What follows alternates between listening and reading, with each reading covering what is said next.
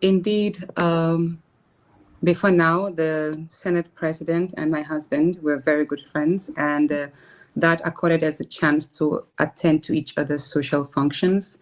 And beyond that, also, I'm a senator, so he's my, should I say, boss?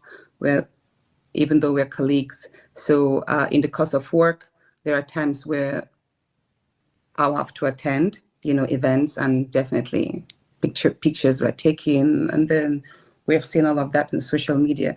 But what I'd like to say is, beyond the pictures, behind the cameras, there's a whole lot that went wrong, and they've been going wrong since, I think, a month of me being in the Senate, which, like I did say, it started on the eve of his birthday in the year 2023.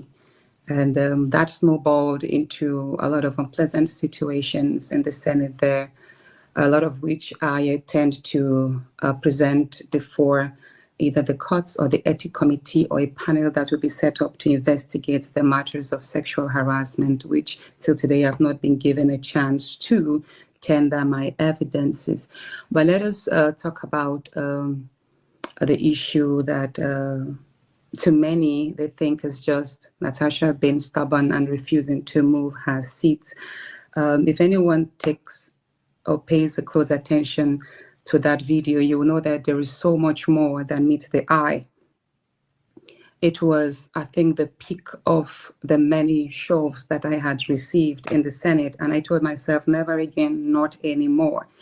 And to those who think that it was my outbursts that led pretty much to my suspension or my outburst was unruly, I would like Nigerians to know that the outburst was a reaction to the Senate president telling me telling the sergeant at arms to walk me out and calling on my suspension, which I want people to know that it was premeditated. You can see all I was doing at this point was reading my rights as a senator, invoking the order of privilege, which I have it here, which it says that whenever, that's chapter 4, item 9b, whenever a matter of privilege arises, it shall be taken up immediately. All the Senate president need to do at that point was allow me speak and give me a chance to explain why I do not want to change my seat, or why I would say, okay, I was not notified about the change of seat, or why I would prefer to retain that seat. He didn't allow me to complete my reading the order. All he said was, Sergeant at Arms, take her out. Clerk, prepare for her suspension. Now, any discerning mind will know that there was so much more than meets the eye on that day. That means behind there was already tension between us. There was already unspoken situation, a crisis, however you want to say, that people would think it was probably Natasha refusing to move the seat. But no, the Senate president does not have the unilateral powers to suspend the senator right there. And at that point, I had not done anything wrong that warrants him ordering that I should be kicked out as if I was his domestic staff, or I was someone below him, or asking that they should prepare for my suspension immediately as if I was his employee and he was going to suspend me. That was it. So it was when I heard this, because apparently he didn't know that his microphone was on when he said they should prepare for my suspension. But I heard that, and that was my response, that I'm not afraid of you. You have done your worst. You have been silenced on the floor. I mean, if you watch the whole, I don't want to repeat that, but that was when my outburst was a reaction to what he already had done. And to think that I was further suspended, as they say, because of my outburst or because I refused to move my seat, it doesn't really tally. But I believe that my suspension was largely because I voiced out the sexual harassment, because the suspension came a day after I tendered my petitions. And if you want to ask further, maybe people want to know a little bit about how it feels or how it felt like working with him. Mind you, this is my own, like I always say, whatever I put out are my own views, my own perception based on how he treated me or how he related with me. I'll just give one incident. And 3 months into me being the chairperson of the Committee on Local Content, we're in his office. Usually I tend to avail myself to, attend some meetings. Maybe he's receiving guests, ambassadors, or dignitaries from agencies or stuff. So I usually attend the meetings. So at one of those gatherings, he then went, Senator Uduaha, you haven't reported progress. And I was like, reported progress? He said, yes, that I'm supposed to report progress. So I said, okay, give me a few days, I'll report progress. He said, fine. So I went later on, made a PowerPoint presentation of my activities as the chair then, the meetings we've held, the timeline of events, the action plans. And then I went back to him and I was like, okay, sir, I'm ready to tender my progress report. And then he went, okay, where is it? And then I opened my laptop and I was like, okay, this is it. And he laughed. And I was like, oh, why are you laughing, sir? He said, don't I know the meaning of reporting progress? And I said, I thought it's to give you a feedback on my activities so far. And then he now referred me to a senior senator. He said, why don't you go meet this person and let him educate you on what report progress means. So I went to meet the senator and I was like, sir, I usually respect anyone who knows me will know that I respect my colleagues, even though I respect my seniors, even though we're colleagues. So I went, sir, I was told to approach you so you will guide me on what reporting progress meant. And he laughed. He was like, it means I should give kickbacks to him. I was like, what do you mean kickbacks? He said money, projects, other perks.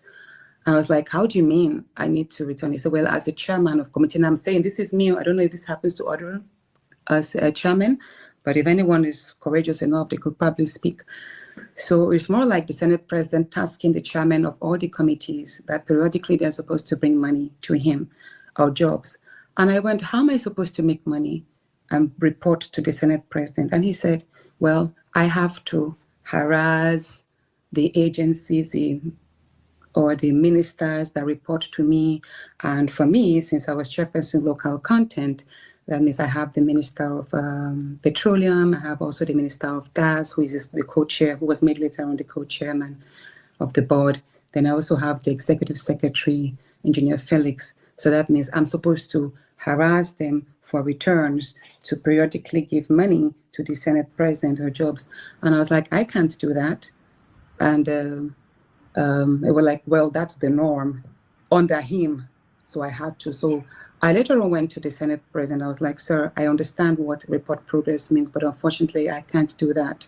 I also told my husband that. I was like, wow, so it means it's more like you extort or harass so that you can pacify or parley the Senate president in order to keep your position. So I didn't do that. And he later, a number of times, he was like, Natasha, if you don't know how to harass the chairman, that means you don't, if you don't know how to harass the ministers, that and the executive secretary of local content, that means you're not capable of running the committee. So that means to the Senate president, Akpabio, deliverables are not tied to objectivity and performance. It's more like what returns come to him. And I know a number of times he has told me to invite to bring the chairman, the executive secretary over to him, but I refused. Till date, I never forced or coerced any of the ministers to meet with him. If they met the Senate president and parleyed on their own, I don't know about that, but on me. So that's just to give you an idea of the coercion that happens behind the scene that people don't know. And when people think of, budget padding, that many people do blame the senators. I don't know about it. I've never padded budget, but I've seen the unnecessary pressure that a number of senators have to face, not because they were willing to do it for themselves, but because they have to satisfy some political lords right in the Senate there. So that's just one example of that's how the Senate president acts sometimes. He just calls on you and makes a joke, makes a remark, and he thinks you should laugh at that remark because that's happened to me a number of times. Either he objectifies my body, how I look, how I act, how I'm talking, And most of the time it's always sexualized. And that is what people should know, that as a boss, he's not supposed to do that, because we're all colleagues and we all have to be respected. So that's just one part of it, what it means like to work with him. Reporting progress, that's it. He always asks several times, listen, he said, if any senator wants to be honest, they'll say the chairman committee. He's asked me a number of times, report progress, and he's threatening to remove me as a chair. And let me say this, I should have probably sent you after the groundbreaking ceremony of the 5 mini LNG plants. That was what actually, like I said, there was a sexual harassment part, but then it got to a point where if Natasha is going to succeed, she has to succeed under my wings. She can't just be thriving. She won Senator of the Year. She did a fantastic 1-year celebration, all of this, while my success should be connected to his own approvals as someone who is involved with him. That's how he wanted it to be. So on the 30th of January, after the groundbreaking ceremony, I was removed as a chairperson 4 days after that. He actually called my colleague, who is the chairman committee on gas, Senator Jarigbe. I have his text messages. I hope it doesn't contravene anything, because I would love to screenshot it and show Nigerians. Okay, so why message? So that message proves that there was some harassment, sort of like trying to find out why who approved the 5 LNG plants in Kogi, and how come he wasn't taken in the know of it. Not only did he question Senator Jarigbe, Senator Akpabio also called the Minister of Gas and the Executive Secretary Local Content. I questioned them as to how those gas plants ended up in Kogi State without his knowledge. And I will say this, he actually told some people, but I'm not going to mention their names, that he believed I was settled mightily for that. And I say this to Nigerians, I never got a kobo for that from that gas plant. In short, it's just an honor that those 5 LNG plants are situated in Kogi State, in my senatorial district, upon the approval of the president himself. And that actually is part of the gasification of the northern part of Nigeria. So I would say this categorically, I have never accused any other person of sexual harassment apart from Senator Akpabio. I never accused Yahaya Bello of sexual harassment. And I never accused Reno Omokri of sexual harassment. I don't know if you have that screenshot of the text message that I sent. Okay. That was the text message that started the whole thing. And I think this is, if Nigerians can go back to the post, it was like, this is my response to one of his posts on Facebook in the year 2019 or 2020. And I said, hey, it was a conversation whereby he was attacking one of my wards, a girl who felt really bad. And then she was being dragged. So I went there and I made this statement, like, I understand how boring and bitter life must be for you away in the US on asylum. No more access to your numerous iPhone 2 girlfriends, most of whom you got into show P through your office as an SA to the president, to President Goodluck Jonathan. Weren't you married then?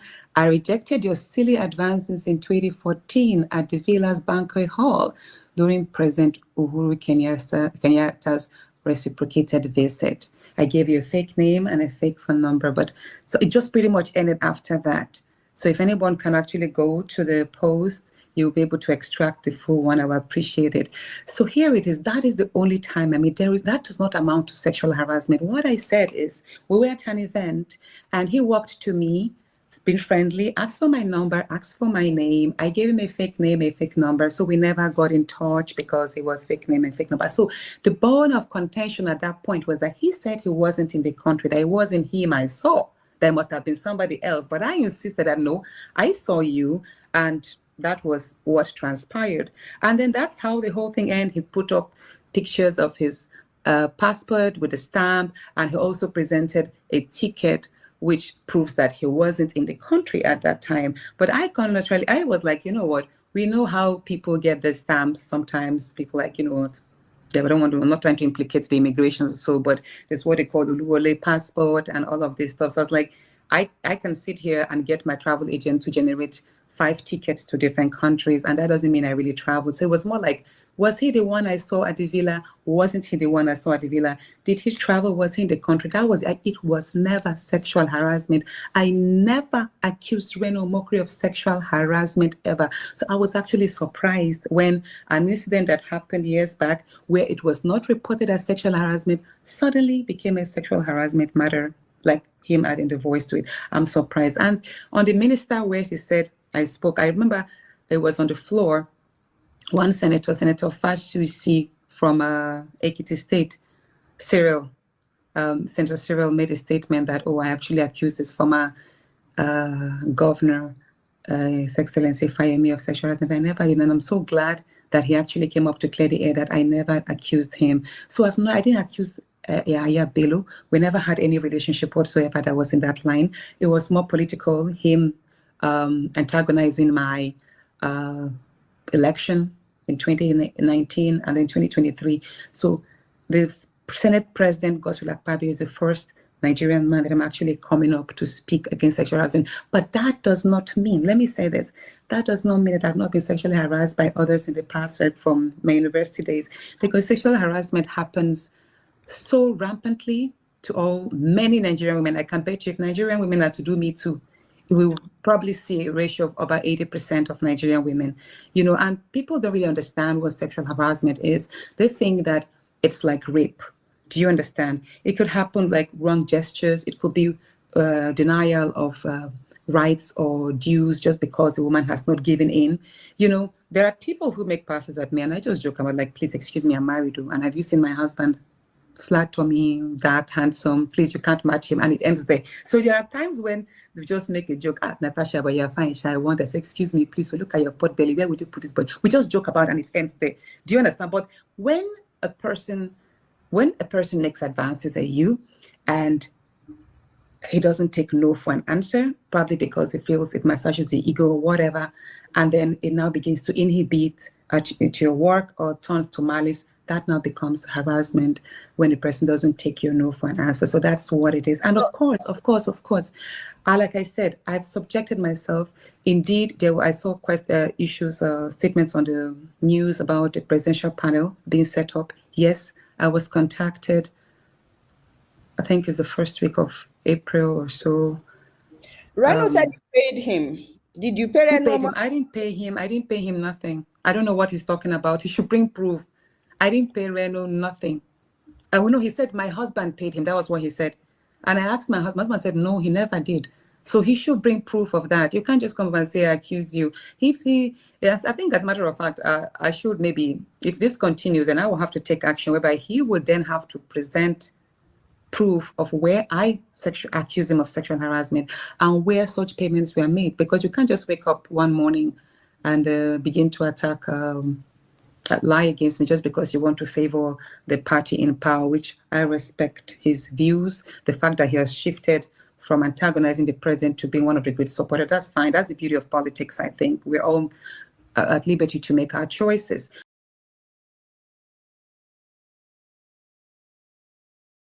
Why did I just speak up? Why didn't I speak up? Something that happened over a month, a year ago. Let me tell you this. Speaking up on sexual harassment is one of the most difficult things anyone can do. And many women actually go to their graves with that.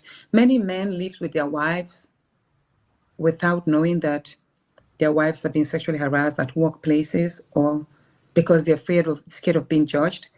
And right now we keep seeing a lot of men complain that the DNAs go wrong, that the children their wives birthed are not theirs. But the men should sit back and wonder, why do they think some of these things go wrong? They sleep with their wives go to the office, and for any promotion, her boss sleeps with her. So along this line, babies will be born who do not belong to their husbands because the woman is not given a fair chance to speak of whatever disadvantages she's faced. And somehow sexual harassment has become a norm in Nigeria. It's almost like, do you know, there were actually women that approached me and said, Natasha, you are slacking. The number 3 citizen was making pass at you and you didn't take advantage of that.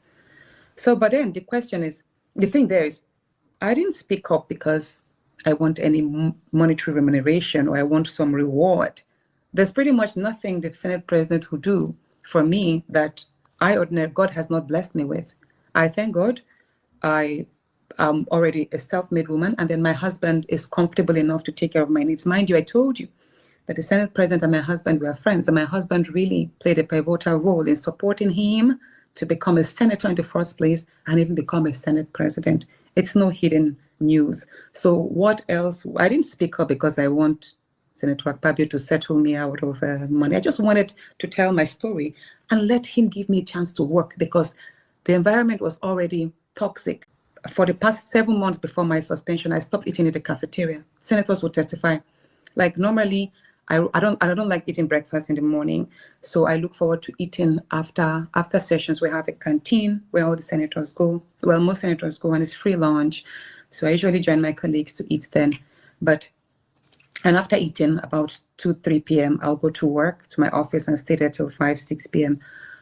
But since the environment became uncomfortable, I stopped going to the cafeteria. So that means every morning I will only eat at evening time when I get back home. So I was still hungry just because I was avoiding being in the same space with him, because he could just utter words and everybody there will laugh without thinking of how it will affect me, or he'll make statements and all that. So yeah, I didn't speak up because I wanted any settlement. I didn't want any money out of it. I didn't want, and neither do I, was I seeking him to be arrested or anything. I mean, ordinarily in a sense that society, people who harass women should be punished. But I mean, Nigeria, I don't think we have gotten our institutions or societal orders have matured to that level. But I just wanted him to give me space to work, because I was harassed almost continuously at that point. I know this is the most desired question, and everybody watching all ears now. Yes. Thanks for giving me this opportunity. I would say that categorically, I did not speak with Dr. Sandra Duru, but I did speak with Professor Mbeki as she presented herself. And let me take you back. It's the same person. I got to know that it's one and the same person after her broadcast. Let me take you back. And I have, if you don't mind, the screenshot of the entire chats. So in the morning at about 10 o'clock on the 27th of March, a dear friend of mine, Ina Agu, who I've known for the past 10 years. Last I saw him was 4 years ago, but we've always maintained contact. He's been very involved and concerned with the developments. So he reached out to me in the morning. I was tending to my garden, and he said, Natasha, there's someone I would like you to speak to. She's been doing a whole lot of publications in support of your cause. I said, who? He said, Professor Mbeki, Professor on Facebook. I was like, okay, I've seen 1 or 2 of her posts in my support, and I think I did like and make a comment on it. He said, yes, that he did reach out to her, and then he was like, you know what, encouraged her and all of that stuff, and said, okay, if I should please call her and tell her thank you. My friend had connected me to a number of people in the past. Whenever he saw anyone grant an interview, he'll call me, oh, Natasha, I have this person's number, just say thank you. So people will feel appreciated and valued. I said, okay. So he did call the number out. That was about 10:30 in the morning on the 27th of March. So I called the phone. Hello, Professor Mbeki. She was like, hi, this is it. I told her, thank you so much for lending your voice to this cause. She said it doesn't really matter because she's a woman. She's been sexually harassed before. Her daughter was also sexually harassed. She connected with me, and she wasn't doing it for me alone. She was doing it for, the bigger vision, all Nigerian women and women around the world. Conversations went on. But basically, the conversations were not all that she put out or what she said. And before you run down the chats, the screen, I did send you the video of all the conversations, and I'll appreciate if you publish it for Nigerians to read. But I will. while we were speaking, she told me she was a professor of psychology. I had no reason to doubt because, come on, I like to believe people on the face value of what they present themselves to be. If she says she's a professor, okay, she's a professor. I mean, I supposed to know that she is, Professor Mbeki is just a moniker. It's just a decoy of who she truly is. And Yeah, she did say she was a professor of psychology, and I was like, oh, to myself, this is who I am. I ran her through my credentials as well. Uh, she said she's affiliated with a number of international organizations, United Nations, WHO, UNICEF for Children, and many others. I was like, okay. She said she was going to use her platform to draw attention on this matter of sexual harassment, and that if I had any other addresses, so that she would also write to them through her organization. I was like, okay, so while we're on the call, if you can publish that I think is important. I speak to the chat messages. So that was when I did send to her the first two contacts, which is the Senate President's counterpart in London and the Speaker of the Commonwealth, that, okay, while you're writing to your United Nations and other international organizations. So I was here. Also, part of the conversations we had, now please pause here. Part of the conversations we had was the manner in which Senator Nweboyi went all out, castigating me and demeaning me on all the news platforms. So at that point, I told her that I didn't like the fact that I am constantly being reduced and objectified as just a beautiful woman or, a pretty face, that I would like people to look at me as a technocrat, a woman who is well schooled, who is competent, who is a senator, that when men are are conversing, men don't go, oh, I'm going to engage you because you are well built. I'm going to engage you because you're handsome. Men don't do that. So if you're speaking to me as a lawyer, as an MBA executive, as a senator, speak to me on my competencies and not because I'm beautiful. So that was where she now said, oh, you are a lawyer? And I was like, yes, of course. I ran her through. I'm a lawyer. I have my MBA in oil and gas management. My formative years in my career were spent in the oil and gas sector. So I did run her through that.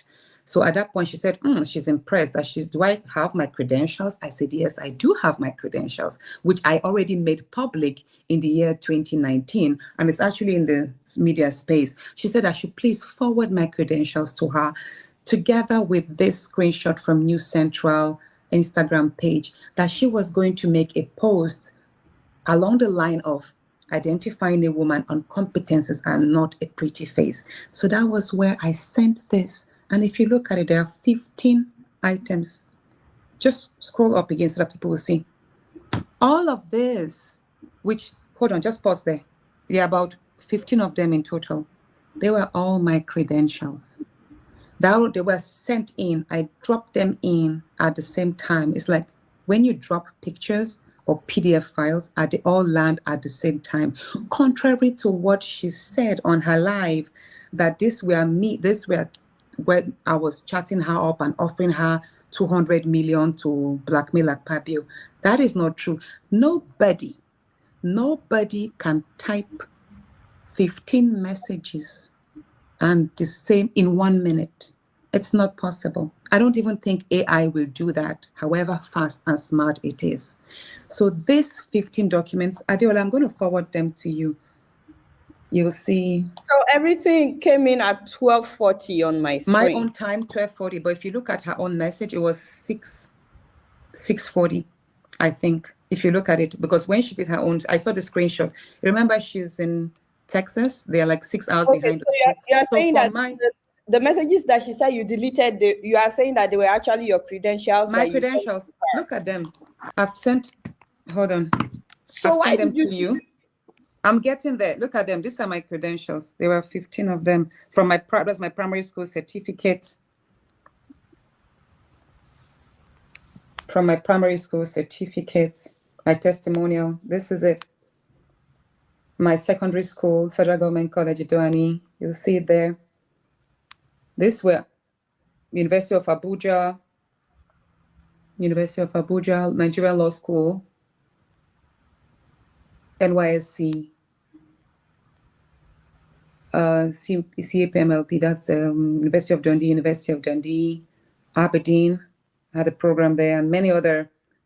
This is INSEAD, my MBA, Okay, this is still INSEAD, IHRDC in Boston, because I did mention that I have quite a lot of so I've sent everything to you anyway. It's in your phone right now, but that's what I published.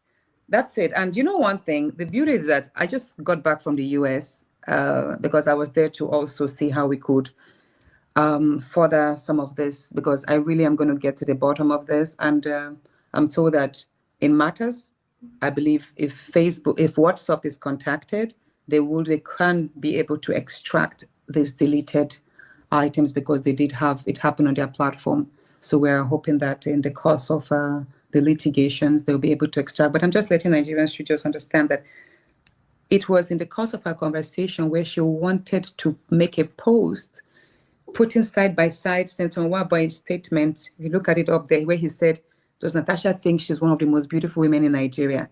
So, and I told her that I didn't like the fact that women have been reduced or objectified. Speak to me as a competent individual, a technocrat. And that was why I told her about my academic qualifications, and she said, okay, I should forward it. So that's why they all dropped at the same time. When you drop bulk messages in pictorial forms or PDF or whatever, they land at the same time. It's impossible. Yeah, that's it. That's why this is what I sent to her. My work, certificates, everything. So some people may ask, why did you delete the messages? So let's proceed. So after that, I didn't hear from Sandra. Let's go back to the text messages. Yeah. Okay. Aha. Look at the time. That was 12:40. So then at about, let me go back so I can read from my own space here.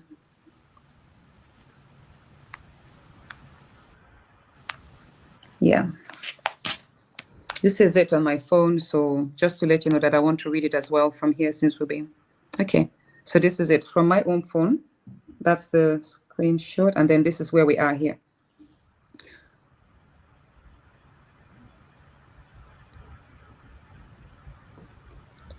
Okay, so now, then after about 4 hours, she sent this first message asking for a contract and asking how I was going to take care of her and her team. So let me read it. Let's read it. This is very important. It's important Nigerians read this, because this is where things got interesting. Mind you, the 37 minutes we spoke had nothing to do with contracts, had nothing to do with I'm engaging. I never told her there was nothing like sexual harassment, that I'm all set out to destroy Tinubu's Yoruba government, that I called Nigeria gullible and hungry, that I paid Dr. Obi Ezekwesili money to carry on the advocacy, that what did she say? I was going to poison my husband. You called her a useful idiot. That I called Frida a useful idiot. Never, ever, ever. And I'm actually glad in a way that she is a witness in this federal government suit, because she has to testify on everything. She must provide evidence that is going to be subjected to verification. Because you see, there's a limit. I don't know. I've listened to some of these audios. What she did in a way is so funny. Like, apparently the way I'm speaking to you over the on here now sounds differently from when I'm speaking to you in person, or when I grant an interview, or when I speak to you over the phone. So what she probably did was get how I sounded on the phone, of course. And then she released one part where I mentioned about working in brass LNG and all, of course. But then she used some AI to now generate other parts that I didn't speak of. But again, I don't know what else she has in stock, but I'm challenging her. And like I said, I just returned from the US. I'm in London now, but I'm going to be in Nigeria for the arraignment on the 3rd, because I have done no wrong. I'm not going to run away. The 3rd of June has been fixed, 2 p.m. So I'm going to be there to defend myself fully in person. But also, I'm letting Nigerians know that this is not going to go down this easy, because people can't wake up one day and just cook up stories and manipulate and use whatever technology they think they can access just to defend the person. No, I'm saying it clearly now before the world. I never said there was no sexual harassment. I never said I'm out to destroy Tinubu's Yoruba government. I'm not one. People who know me will know that I am not a tribalist, and I respect and appreciate every tribe in Nigeria, every ethnicity. I mean, who am I? I'm half Ukrainian, half Nigerian. Who am I to talk about tribes when I'm actually one part of the other world? So that's not my nature. That's not my language. And if anybody said that, that's probably her team. The people who are sponsors were the ones that put those words to her, because they knew that I had and I enjoyed a lot of support from Nigerians, not just in Kogi State, across the country, even in diaspora. I keep telling people, the people of Kogi Central voted me to work as a senator, not to go out there, antagonize and create enmity. And neither is also important for me, people to know that my issues are with the Senate president himself, not the Nigerian Senate, not the institutions, and not the presidency. But it's unfortunate that he's wielding things to entrap all the institutions to attack me. But like I said, it's important. I'm glad you've given me this chance to tender things. But let's go back to the text now. What for? The people want to know, why did I delete my credentials from her page? So let's go back. The message she wrote there, after 4 hours of our conversation, she went, "Dear Senator Natasha, I hope this message finds you well." No, please, go back. No, still scroll up. Yeah. "I hope this message finds you well. I would like to understand how you would like me to proceed in assisting with your case," mind you, the sexual harassment case, "including the specific outcomes you intend to achieve and the timeline you have in mind. Additionally, please let me know if you would like to formally engage my services or support my team in executing the strategy we have carefully put together to resolve this matter effectively." Now, Nigerians should pause and listen. Just let's think. If actually she said that what I deleted was me offering her 200 million to blackmail the Senate president, why is she talking about resolving this matter effectively? Or was she, if I had castigated the presidency, talked about destroying the Yoruba tribe or the Yoruba government, then subsequent messages from her should have been in tune of what we had discussed. But here she's presenting herself as a mediator. She wanted to assume a role of mediating between the Senate president and myself on sexual harassment. And then she was asking for a contract. Please, let's continue. Then she said further in the second paragraph, "Please feel free to speak with me confidentially. I value discretion and professionalism. I would prefer to handle matters directly rather than through intermediaries." I don't know who the intermediaries are, maybe my friend who introduced us. "For this reason, I have not shared any details with the individual who contacted me regarding a media appearance on your behalf. I approach cases differently, maintaining strict boundaries to ensure the best possible outcome. Let me know how you would like to proceed. I am here to support you." Please, can you scroll down? Mm-hmm. She wrote all nice. Let people see the last part. "I'm here to support you." Just pause there.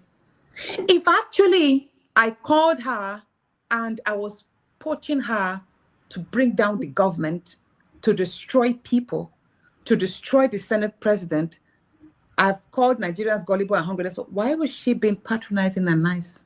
Let's think. But when I saw that, okay, it was after the second, I wasn't on my phone then, so she continued. After like an hour, she continued, "Would you be open to a closed-door negotiation involving you, your husband, and Senator Akpabio to bring a resolution to this matter if it comes to that? If so, where would you prefer such a meeting to take place? Sometimes strategic negotiations are necessary to untangle complex situations. I'd love to hear your thoughts on this." She was still pushing me, presenting herself as a mediator, as all of that. Mind you, she has told me she is a professor of psychology or human psychology. So I know that I had the word psychology or sociology. I know she was a professor of one of them. So at that point, I paused and I called my friend. Before responding to her, I called Ina. And I said, Ina, she mentioned something about a contract. Is that did you have that conversation with her? He said no, that he only told her that I was going to call her to appreciate her and have like a girly chat. And I was like, okay, but she's asking for a contract. And she's asking how I was going to support her team. And I was like, okay. He said I should ignore that he never met. I said, but did you ask her about a media appearance? He said, yeah, because she was writing so well. So he thought she might want to appear on a TV station, maybe channels or AIT or Arise, and speak about her concerns because she had written previously that she was also a victim of sexual harassment and her daughter also. So maybe she wanted to learn the voice. That was all. He didn't ask that it's going to be paid or anything. So that was where I now responded. Please just show my response. You can see I refer to her as, professor, not just Sandra or something. I thought I was speaking to a professor. So here I responded, dear professor, I have had to read your message times over, and I am not comfortable going contractual. My friend Ina probably connected with you on the passion he saw you speak against the injustice meted against me. While I continue to count on your kindness, which I trust will, amidst others, snowball into justice for women everywhere. However, if you stop chatting our cause, know I still deeply appreciate your sisterhood spirit, and whenever I return to the Senate or wherever I find myself, know you have a friend and a cheerleader in me, love. That's to show you. From this, I made her understand that I wasn't going into any contract. I only called her to appreciate her because of what she's been doing.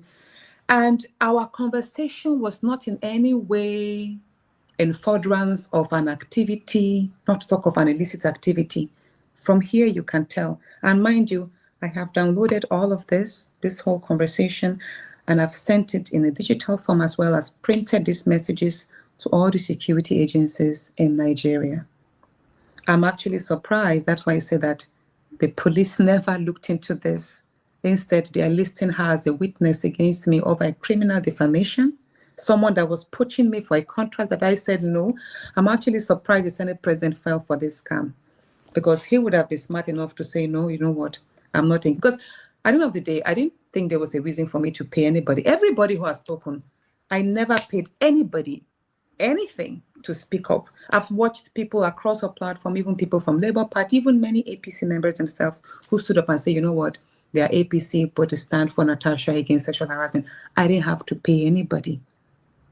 So let's continue. Go back again. So you can see from here, I clearly told her that while I'll continue counting, that I wasn't ready to engage her contractually, that I would trust that she will continue advocating. But even if she stops because there's no contract, it is fine. I appreciate what she's done before, and she should know that I have the sisterhood bond with her. But that didn't go down well with Sandra. Sandra, as she is now, Professor Mbeke, as I thought she was. So she continued, dear Senator, I appreciate your message and the sincerity behind it. Let me make one thing absolute clear. There is nothing contractual or monetary about officially engaging me to handle what I have already been doing voluntarily.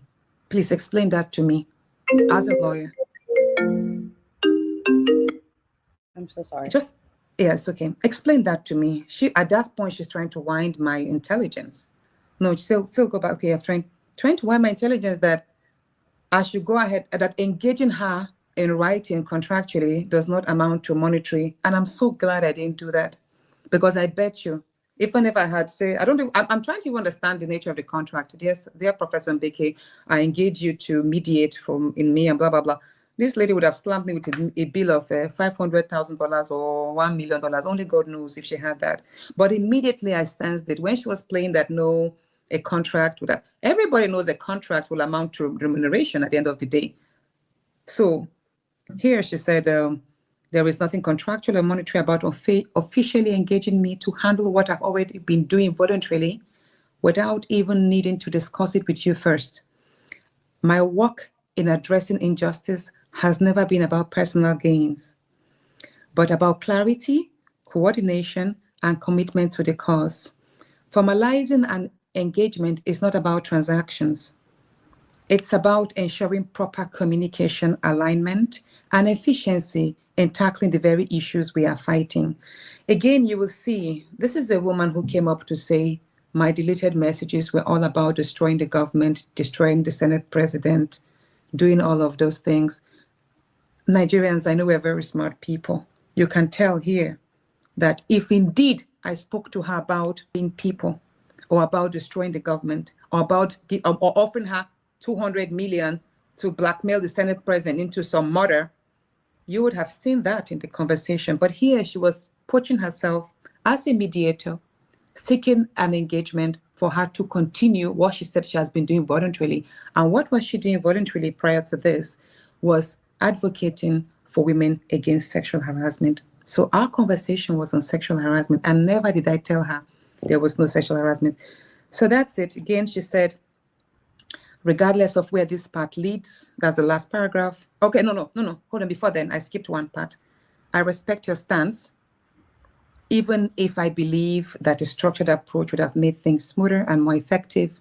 That said, I will continue to do what I'm known for, standing against injustice and misinformation, adhering to facts, and maneuvering sensitive matters with a critical but fair lens. My stance is independent, and I take full responsibility for my actions.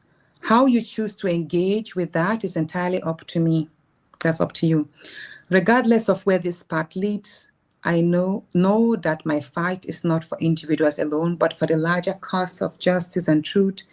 I value the connection we built. And whether or not I continue to chat this particular cause, which is of sexual harassment, I will always stand where integrity and justice demands. She wrote that.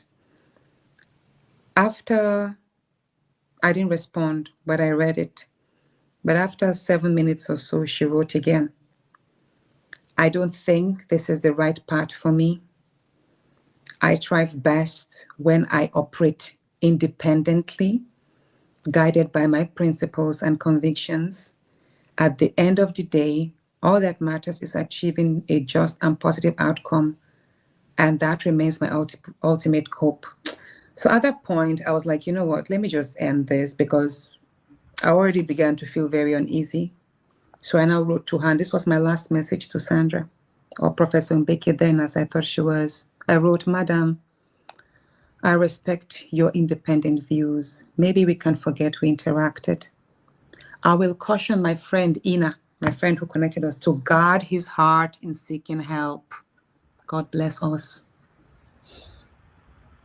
God, that was my message. Look, from here you could tell that this was the same day. All this conversation was just one day, 27th of March.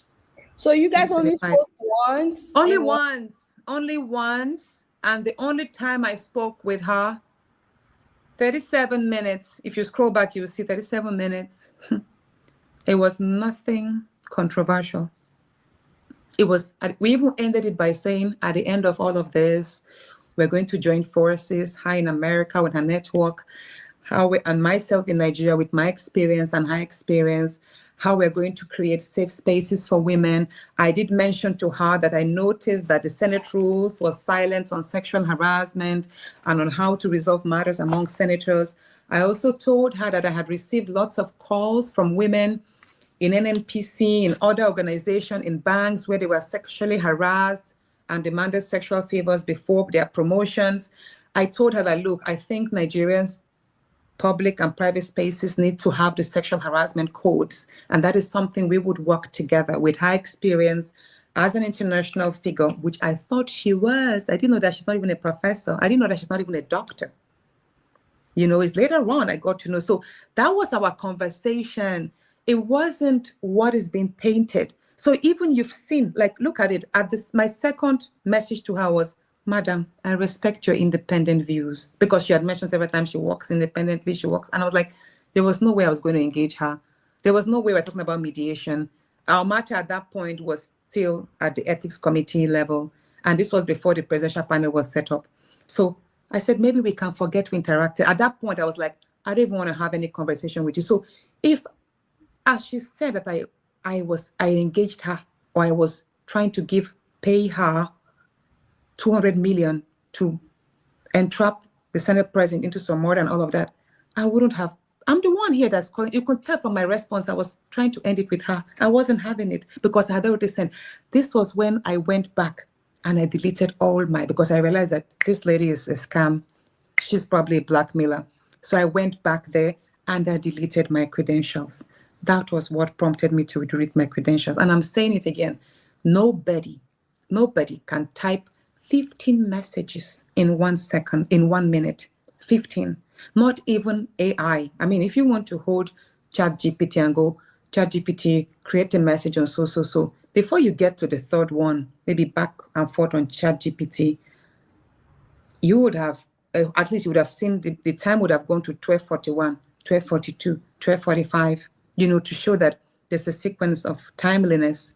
And I bet you nothing like that. It was my credentials I sent because she wanted to make a post countering what Senator Nwabonyi said, that I am just a pretty face. Why think that I'm the most beautiful woman in Nigeria and all of that? And I told her I didn't like the fact that I was reduced as an object. Do you understand? I wanted to be addressed as a competent technocrat, a woman who is a lawyer, who is an MBA executive, who had worked in the oil and gas sector and now joined politics. And all of this was what I was bringing to the table politically in raising the standard of leadership. That was the conversation we had. That was why I sent my credentials. But when things turned ugly, still the same day, about 10 p.m., I knew that I had to go back to delete my credentials. And that was the last time I spoke to her.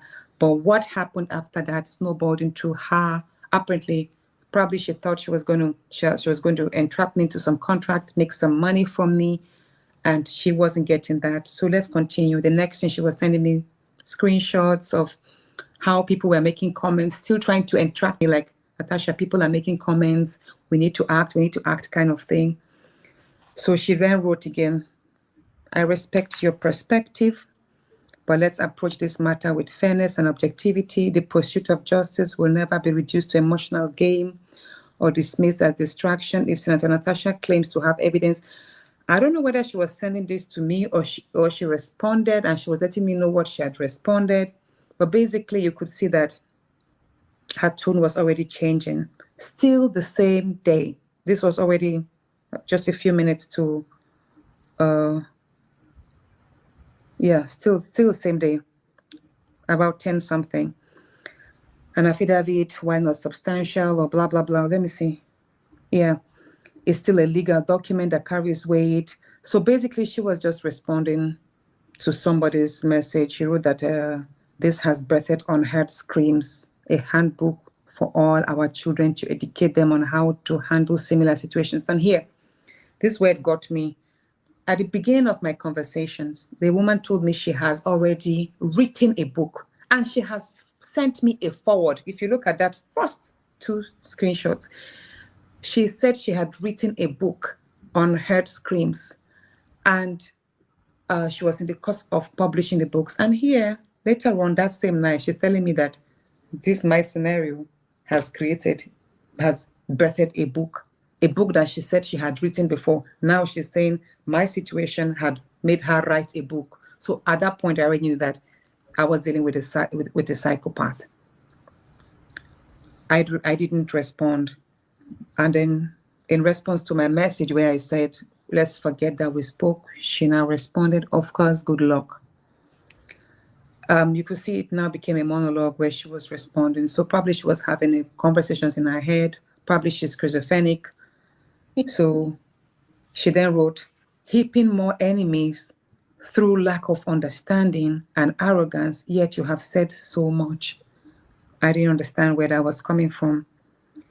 Then she continued, you have an appalling spirit of pride, and such is certain to drag anyone it possesses into sure doom, no matter how long it takes. I read it. I didn't say anything. I called my friend. I'm like, why is this woman acting this way? It's like she's having conversations, or is she building a line of chat so to seem as if I'm speaking to her and then she's responding? So my friend told me that she was actually forwarding these same things to him too. That, oh, your friend has an appalling spirit of pride. It's not going to help her, blah, blah, blah. I didn't respond.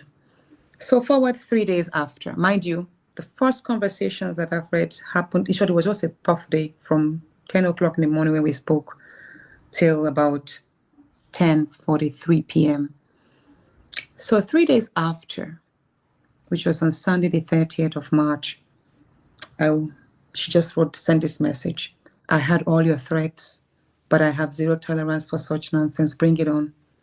I didn't speak to her. I didn't send no threats. I was minding my business. So I was surprised she wrote that.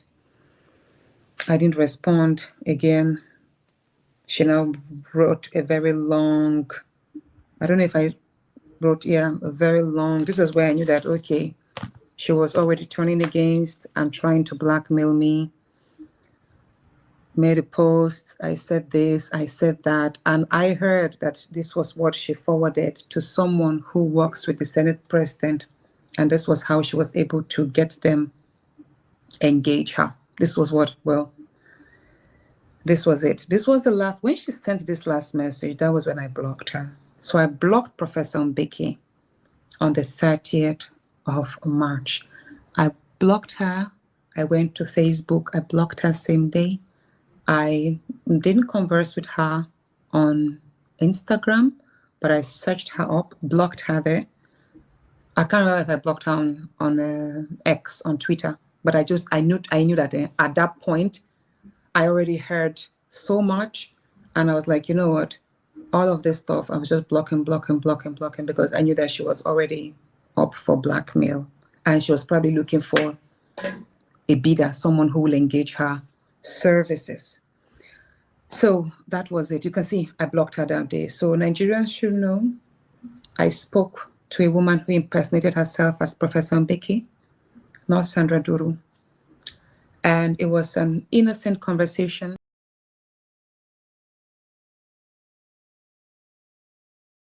I have all the petitions listed, 12 of them in total. The first petition on March 11th, second March 25th, then March 31st, then April 4th, April 24th, April 28th, April 29th, May 2nd, May 6th, May 15th, May 19th, May 19th. Had several petitions written to all the security agencies. And unfortunately, there's been no investigation. And these petitions are all interwoven from threat to life, withdrawal of my security, assassination attempts. That when Sandra Duru made the live video on the 1st of May, I did write my first petition against her on the 6th of May. I think I did send you a copy.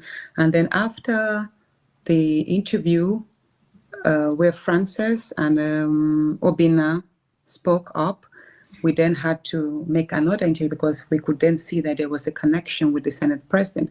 So we now wrote another one against Sandra Duru and the Senate president. That was on the 15th of May. And unfortunately, none of these petitions have been investigated. And but when my lawyers went public with this, with the cause that there is bias in the investigation, in the activities of the police, that was 4 days ago. When my lawyers went public with that, surprisingly, yesterday my lawyer told me that they received a letter of notice of investigation from the Inspector General of Police's monitoring unit. Just yesterday, my lawyer told me. So, and the question I have in mind now is... This was the one against Senator Peter Oyekachu. Yeah, but when they didn't respond, so we went to court. And this was the one against Sandra Duru. Yes, right? This was on the 6th of May. If you see, 6th of May, just right after her, where I mentioned that all those things she said, that I called Nigerian gullible and hungry, I offered to pay her 200 million to blackmail Akpabio, that I said I'm there to destroy the Yoruba government. I listed everything, that's all false and they should investigate. Nothing happened on that. What is this one? This was 4th of April. The plot to assassinate me. Yes, I did write this. Before I even went to, I wrote a petition before I even made an appearance on Akpabio's show. If you watch that video, if you watch the interview on Akpabio's, I did make reference that it is considerable threat to my life, and that the Senate president had met. President. So has any of this, has any of these petitions been addressed? No, not one of them. Not one of them. But like I said, if you can. There's one other document I sent to you. That document just notifies me that they want to commence investigation. And this was just after my lawyers went public that my numerous petitions were not receiving attention, and instead is the response, is the only petition the Senate President and Akpabio wrote against me, that I'm defaming them by crying out of the assassination, that's what the federal government initiated against me.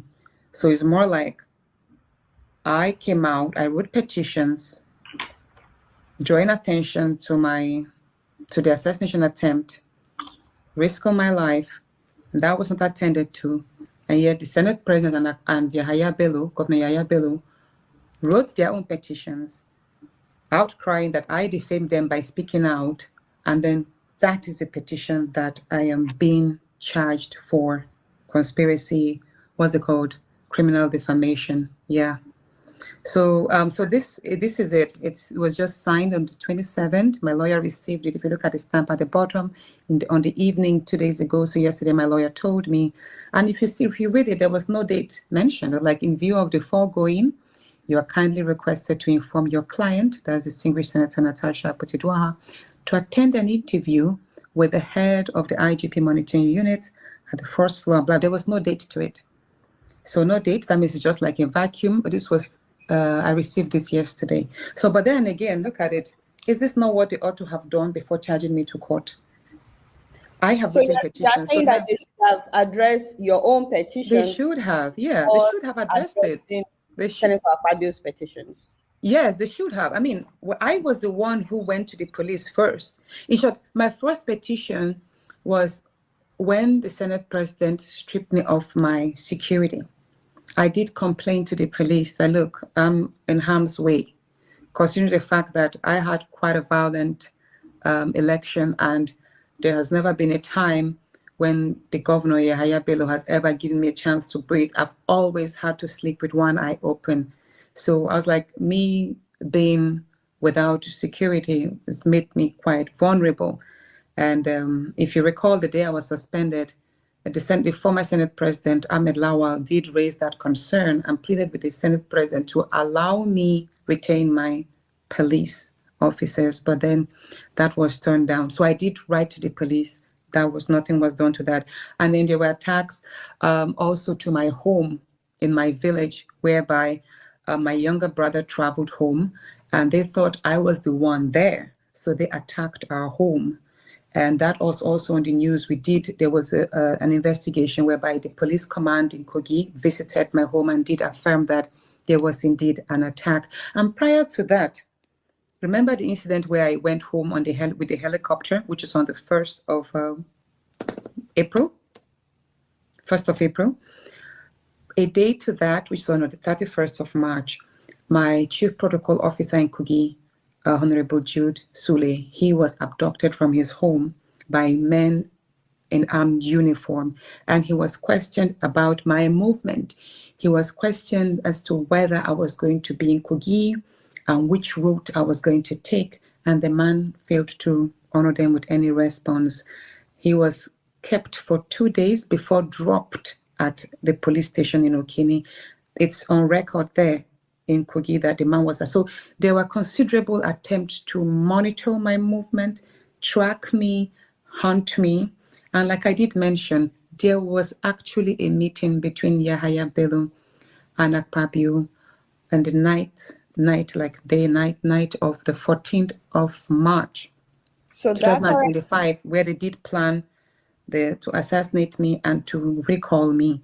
And when I did call, after that information, I did call a few press houses to tell them that, look, there was going to be a recall and there was also an assassination attempt, but then they asked for written proof before the press could have carried that story. But then there was no written proof, like, like a statement of a recall.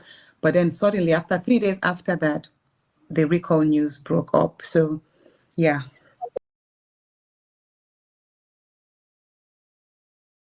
Even though some people, over 20 different individuals whom I respect greatly, have reached out to mediate. Even a number of African women parliamentarians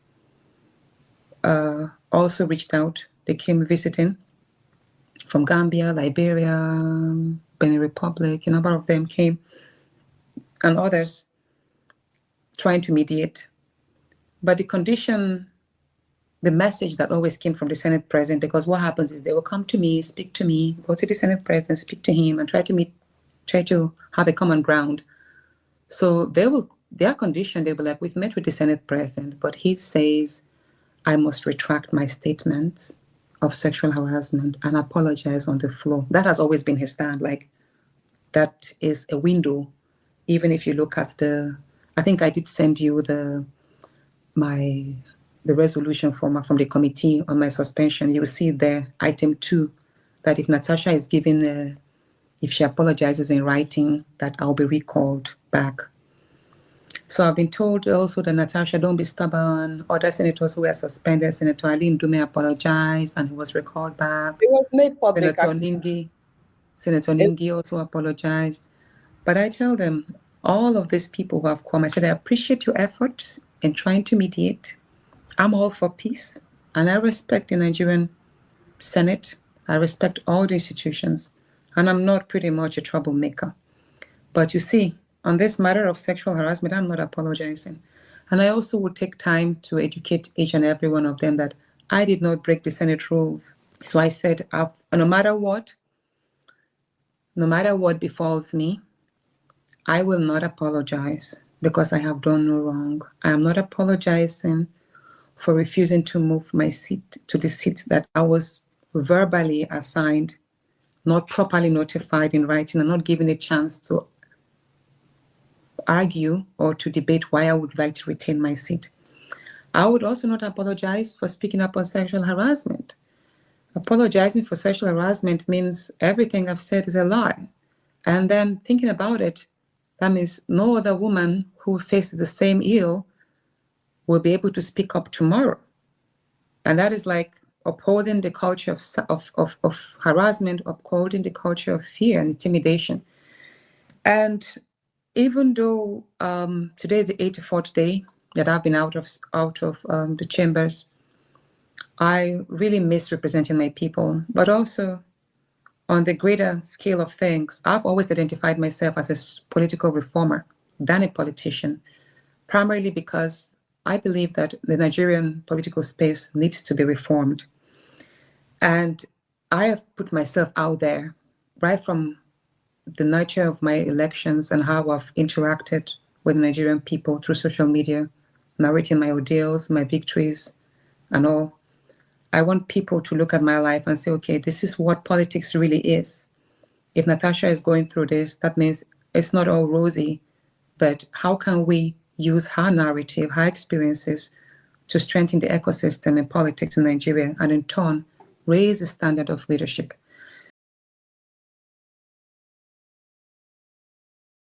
That's all made up. That's all made up. I didn't coerce my husband. We're actually in court on that. As a matter of fact, he was avoiding service. So 2 days ago, or yesterday, the court granted the substitute order permit. So I believe it's on the papers now, and it could be pasted in his office or at the gates of the National Assembly that he's served, so that he will attend to the case, the charges there. I didn't harass, I didn't coerce my husband. My husband's such an amazing person. I mean, Adiola, he's an amazing person. He's been my strength through these challenging times, even before, even throughout my elections, I actually pray that more women in politics, women in Nigeria will be lucky enough to have a man as supportive as my husband. And for those who think that they could scandalize me because of my past marriages, listen, yes, I've been married twice before my husband now. And I tell you, no one knows the reason why my marriage ended. And my husband is calling me. I'm sure he doesn't want me to speak on this. Okay, But it's okay. Let me just say this. Let me round up. No one knows the reason why my previous marriages ended. But I would just say I'm a survivor. And I have a good understanding relationship with my first husband is dead. He died years back. And my second, I have a good relationship with him and the kids. And as a matter of fact, in the course of my elections, his family supported me greatly. And because he's from Okene local government, and his team, so his family supported me. So if I was a bad person, then I don't think I'll be lucky enough to have a man as good as my husband now. And I love him dearly. I support him. Alema of Warrior Kingdom. Hi, Chief Emmanuel Oduah. I love you dearly. Thank you so much. I know it's not been easy. Even times when I thought this was too much. I remember some days I'll just tell him, my love, I'm so sorry. Because I just feel guilty sometimes that maybe I should have stayed quiet. There are times when I've had these thoughts, yes, that maybe I shouldn't have spoken up. Maybe he would have still had a blossom relationship with the Senate president. But I did hold it. He appreciated me and he said, Natasha, you did no wrong. It's good you spoke up. It's good I know who my friends are. And I didn't soil nothing. But he's been of great support for me and the children. Thank you so much for those. My kids will come to me and say, Mom, whatever we read online doesn't define you. Oh, and one more thing, I don't have 6 children for 6 men, like he said. No, I have just 4 biological children. And I know I forgot that part. I don't know why he didn't play it. It's somewhere in the video where he said I have 6 children, I have 6 men. And even if I have 6 children for 6 men, I don't have 6 children. I have 4 biological children, but in total, with my stepkids, we're all 8 children in total. So, but even if I have 6 children for 6 men, that does not invalidate the fact that if I speak of sexual harassment, it should not be investigated. And that does not make me a bad person.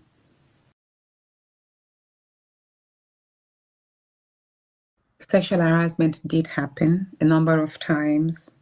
And yes, I do have my evidence, and I will tender the evidence at the appropriate place. Like I did say, I thought the Committee on Ethics and Privileges would be the first place for me to tender my evidence, but that did not happen. And then I thought also the presidential panel will be another place, but that also did not happen. So at the next opportunity that I have to tender my evidence, which I also have witnesses, that was never called upon. I was never called anywhere. There's never been an inquiry into that where I was called to tender my case.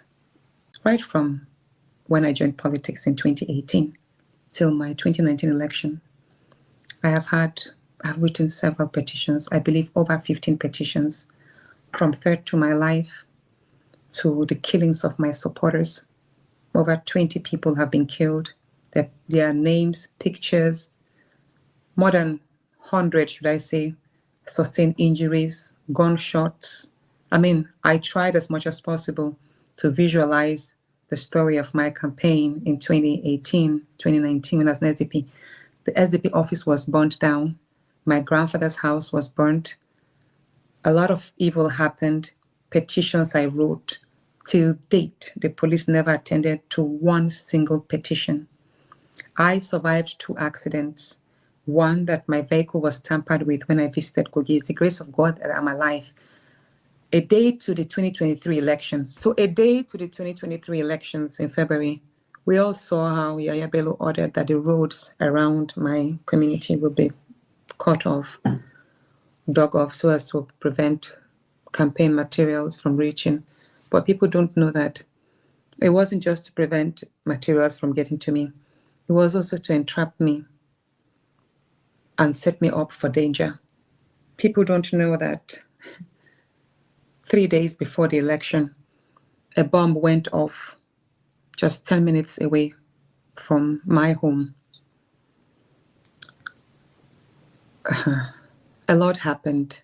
Even though we didn't speak of it, we put them down in petitions to the Inspector General of Police. Even though he wasn't, this gentleman, IGP Kayode, wasn't the Inspector General of Police, but it's the same institution. I believe once a petition has been laid, whether the people manning the office change hands, it's still the duty of the institution to investigate the several petitions and to hold people accountable.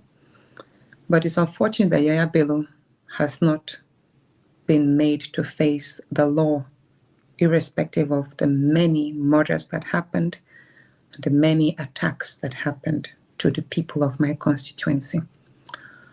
And I still stand by my word. On the 14th of March 2025, Senator Asukwo drove Yahaya Bello from Hilton Hotel to Akpabio's residence. And that was where they planned my recall and they planned to assassinate me. And that the assassination should happen in Kogi State, not in Abuja, so that fingers will not point at him. To me, I've spoken. It's left for them to investigate. It's left for the police to investigate. And the nature of this, the way things have taken a turn whereby I am now facing criminal charges. And I will tell people every week, there's no week that passes without Senator Karimi, Senator Sunday Karimi, the senator from Kogi West. There's no week since this whole thing started that Senator Karimi has not taken it upon himself to remind me in our Northern Senators Forum of the need for me to pack my bags and go to jail. Like, that is Senator Karimi's message. He would himself and Senator Zam from Benue, I don't know whether it's Benue Central or whatever. They were just right there. Even yesterday, both of them in the Senate WhatsApp group, they reminded me of the need for me to pack my bags and go to jail. So it's unfortunate that in all of this, simply because I spoke up of sexual harassment, which I still stand. So I don't know what will befall me on the 3rd, but I'm arriving in Nigeria and I will be there in court to face these charges. And I trust that the judiciary will accord me a fair chance to explain what truly happened. If all of these utterances that they say I made were real, fine, I'll face the law. But if not, then all of those who have ganged up to defame me, to criminalize me, should also face the law. That's my stand. I have heard them boasting that on that day, I'll be sent to prison, there'll be no bail. All well and good. The president himself, Bola Ahmed Tinubu, has been jailed before. Nelson Mandela too, and many other great people. So if this is the prize of politics, then I'll wear it as a badge of honor. But I want Nigerians to know that I'm persecuted right now. And this whole issue of Sandra Duru or Professor Mbeke, like I said, I am going to the end of this.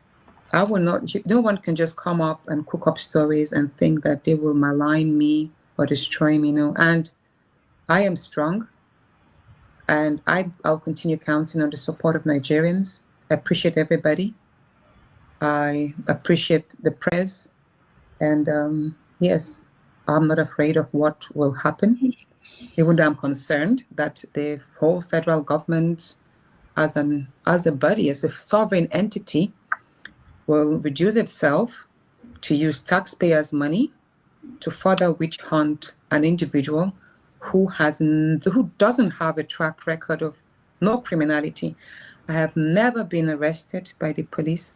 I have never been charged to court for anything wrong, illegal. I am also aware that in the course of this whole happenstance, that they were digging up to find out whether they could initiate an EFCC case against me, maybe for embezzlement of funds, but they found me clean. And I'm so proud. I never, in the course of me running the committee, tasked or harassed any of the companies under my watch then, or any minister or anything for anything. There was nothing. I do not have any case. And it's funny, ironically, that the same individuals who have tons of petitions against them, even proven ones, right in EFCC, are the same people who have ganged up against a woman of clean character. I have also heard first that the moment I arrive in Nigeria, my passport will be seized to prevent me from traveling, more like in a bid to restrict my movement. I don't know, that's a rumor. I hope that's not going to happen because, I mean, it's not like I've skipped any arraignment. It's not like I'm on the wanted list. So I will present myself, like I said, right now I'm in London. I will present myself on the 3rd. I hope to be in Nigeria, if not the 1st, the 2nd latest.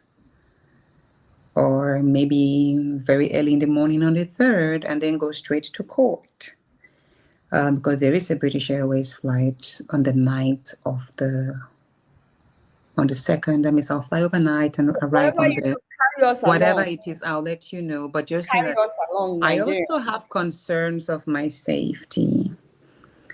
If I'm going to court, will I be protected? I know there, you know how, where was I? I think I saw something on the news somewhere where somebody was shot at the court. It was international news. I don't know if you saw it. It was recent, like, was it in the States or somewhere? And I saw it. Somebody was going to court and was shot at the entrance of the court. So my mind was like, oh my goodness, what if this happens to me? But you know what? I'm just going to be courageous and trust that no harm will come to me. Yeah, I'll arrive in Nigeria. I'll promise to keep you informed. I will make tweets